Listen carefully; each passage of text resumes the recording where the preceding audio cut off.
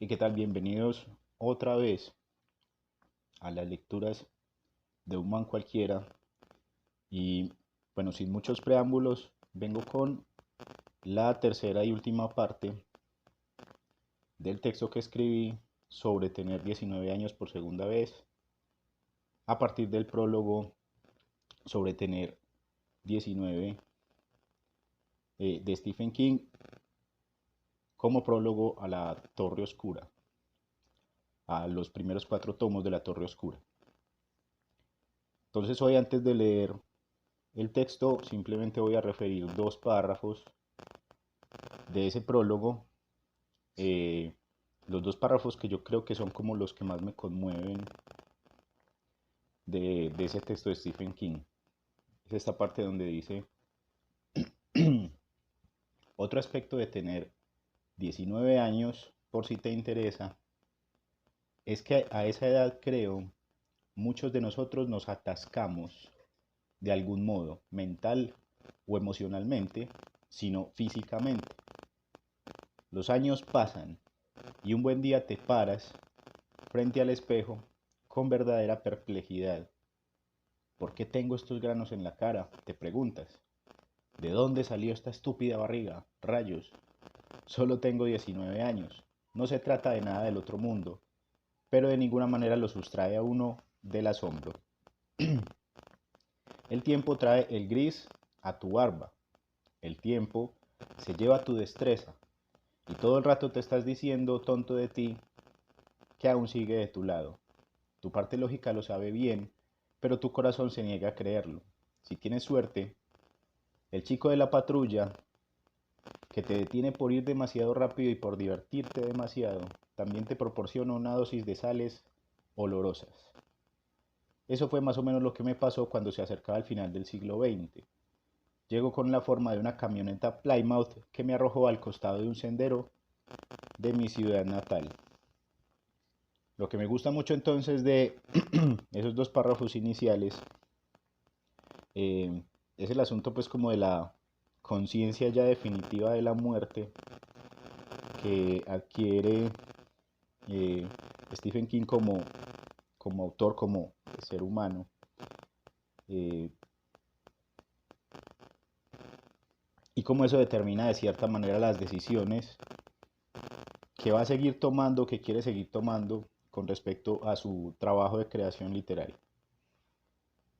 Entonces, en respuesta a, a ese texto, como ya lo había presentado pues en dos videos anteriores, termino con este último que escribí yo, que pues espero no me dé mucha dificultad leerlo,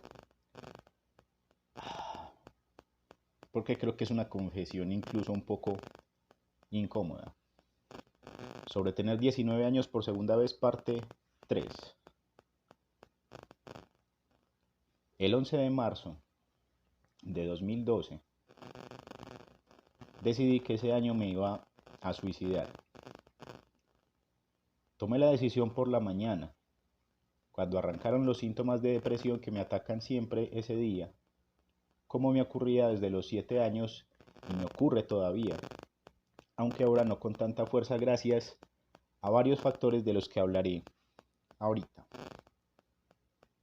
Estaba cumpliendo 28 años el 11 de marzo de 2012 y me sentí aplastado por el convencimiento de que no tenía ningún sentido seguir esforzándome en ser escritor. Había terminado la carrera el año anterior, me había echado mi cuarta novia el año anterior y mi primer intento de novela de ciencia ficción fantasía épica había sido convertido en objeto de burla por personas a las que consideraba amigos y amigas el año anterior. No decidí de qué manera suicidarme. No decidí una fecha, ni una hora, ni un lugar. Solo decidí que lo haría porque era mi cumpleaños y sentí en aquel momento que ya no quería cumplir más.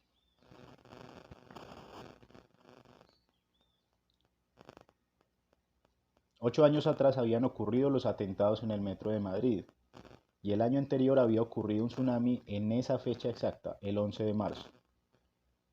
Mi pasaje favorito de la Biblia en ese entonces era el versículo donde Job maldice el día en que fue dado a luz. Esa cita de la Biblia, del libro de Job, dice así: maldita sea la noche en que fui concebido, maldito sea el día que nací. Ojalá que el día se hubiera convertido en noche y Dios lo hubiera pasado por alto y no hubiera amanecido. Lógicamente, no era la primera vez que deseaba morir. 20 años antes, cuando era un niño de 8 años, todavía muy creyente y apegado a los valores del catolicismo, recité antes de dormir la oración del ángel de la guarda: mi dulce compañía, no me desampares ni de noche ni de día. Y le propuse a Dios que me demostrara si en verdad me quería, haciéndome el favor de dejarme morir durante el sueño. No recuerdo qué tristeza concreta me hizo desear eso a esa edad, pero jamás olvidé la intensidad ni el dolor con que elevé aquella oración. Fue la única vez que lo hice, pero las ganas de morir regresaron muchas veces y por muchos motivos. Pero aquel 11 de marzo de 2012 decidí desde muy temprano que ya no iba a vivir más y que ahora sí iba en serio. No tenía una buena relación con mis padres y creo que ya nunca volveré a tenerla, porque si soy brutalmente sincero, en realidad nunca la tuve. No le veía sentido al título profesional que ahora incluía en cada hoja de vida, y mis primeras experiencias como docente me parecían insignificantes en un mundo que ya entonces le creía más a los influencers, los y las influencers, los autores de superación personal. Solo me habían publicado un libro de cuentos que llevaba en 2012 4 años sin ser reseñado por nadie y leído por muy pocas personas. Sentía que había fracasado en cada una de las cosas que me había propuesto desde mis primeros 19 y no le veía ya la menor gracia a llegar a los 30 con un costal gigante de decepciones y frustraciones al hombro. A veces, para darme ánimos, sostenía en las manos el primer ejemplar de Los Pasos de la Furia, mi libro de cuentos, y hojeaba sus páginas para convencerme de que era un objeto real. Pero el día en que decidí suicidarme, una voz me dijo, mientras observaba mi libro: deja de creer que alguna vez podrás hacer algo mejor que esto. Acepta tu mediocridad y muérete. En lugar de tomar la decisión de buscar ayuda psiquiátrica, porque insisto en que escuché de verdad esa voz, decidí hacerle caso. Ya para entonces me había acostumbrado a no celebrar mis cumpleaños. Me fui a andar por la calle y terminé por Ciudad del Río, entre marihuaneros de clase alta dedicados a ser felices. Me puse a leer Juego de Tronos, que era mi vicio literario en ese año. Probablemente me trabé hasta las nubes. No quise leer las probables felicitaciones de mis contactos de Facebook por mi cumpleaños. Me desconecté del mundo con la plena seguridad de dejar de habitarlo antes de que finalizara el año. Pero entonces recibí una llamada. Una mujer me preguntó si estaba bien. Me dijo que se sentía preocupada por mí. Me dijo que no quería que me pasara nada malo. Me pidió que me cuidara mucho y que la llamara cuando quisiera conversar con ella. Esa mujer es hoy mi esposa, y esa sola llamada, en el instante en que me sentía el pedazo de carne más patético y solitario del mundo, me salvó la vida. No me curó, por supuesto, del deseo de morir. Ella no puede hacerlo y no es su tarea. He sentido muchas ganas de suicidarme varias veces en estos 10 años que he vivido junto a ella. Muchas veces por culpa del desempleo, otras veces por culpa de haber tenido varios empleos de mierda mal remunerados, la mayoría de las veces por culpa de las atrocidades del régimen uribista y otras veces por creerle a la voz que me insiste que nada de lo que hago sirve para nada ni causa el menor impacto en nadie. La he hecho llorar a mi esposa varias veces por sentir ese deseo. Varias veces al expresar ese deseo por las redes,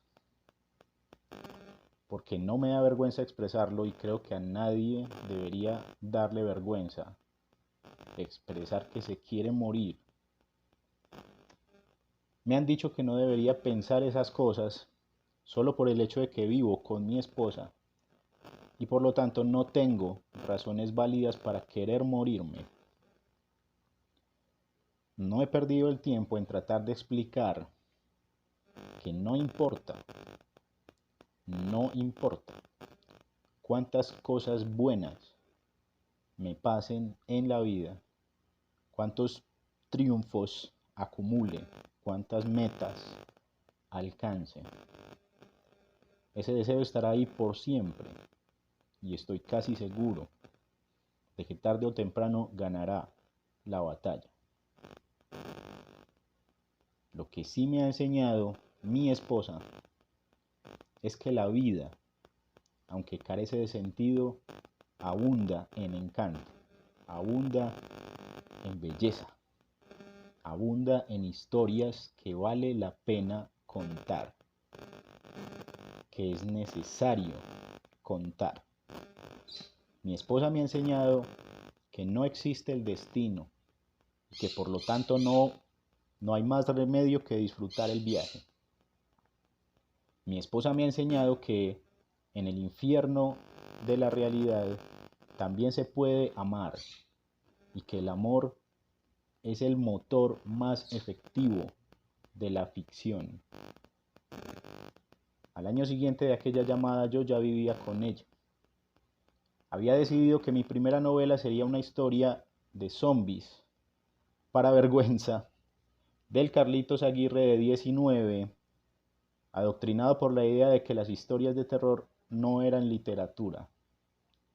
Había descubierto que en esa novela comenzaría a ampliar el universo inaugurado en mi libro de cuentos con la invención de Santacho, un barrio ficcional en una Medellín ficcional.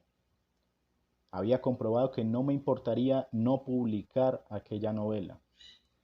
Ya sabía cómo la escribiría, sabía que me iba a demorar varios años, sabía que aprovecharía su escritura para plasmar allí mis inconformidades y mis miedos con respecto a la política nacional y sabía, por sobre todas las cosas, que la iba a terminar.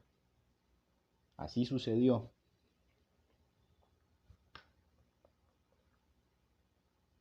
Ahí está. Y en agradecimiento a la compañía de mi esposa, durante ese largo proceso, escribí una novelita corta de terror para ella. Esta la escribí para ella. Y el azar quiso que esta segunda novela fuera publicada primero en 2019, 10 años después de mi libro de cuentos Los Pasos de la Furia. Lo que jamás imaginé fue que al año siguiente ocurriría, al 2020, ocurriría una pandemia real, menos violenta pero muy similar a la que había imaginado en mi novela de zombies sonrientes. No imaginé tampoco que mi extravagante novela sobre una pandemia imaginaria encontraría un sello editorial dispuesto a publicarla en el transcurso de una pandemia real. Pero ahí están. No imaginé en ningún momento que tras 2 años de pandemia iba a tener más motivos para vivir que nunca en mi inútil vida. Sobra decir que los resultados electorales del 19 de junio de 2022, Día del Padre, hacen parte de esos motivos nuevos para seguir vivo. Mi pesimismo, que sigue adquiriendo de cuando en cuando la forma de una voz en mi cabeza, me insistía hasta el 18 de junio que moriría sin ver caer jamás el régimen uribista. Ahora entiendo que hay sueños que pueden hacerse realidad y que el bien puede triunfar algunas veces sobre el mal, y que eso es así porque ambos, el bien y el mal, son eternos, y porque aunque son opuestos, son también inseparables. Ahora, a mis 38 años, 10 años después de haber decidido suicidarme y 19 años después de haber cumplido 19 años, siento que son posibles la esperanza, el entendimiento y la reconciliación. Son posibles, aunque tengan enemigos sumamente poderosos.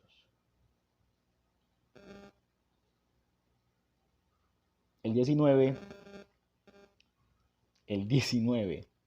celebré el resultado de las elecciones escribiendo. De un tirón me rindieron 4 páginas.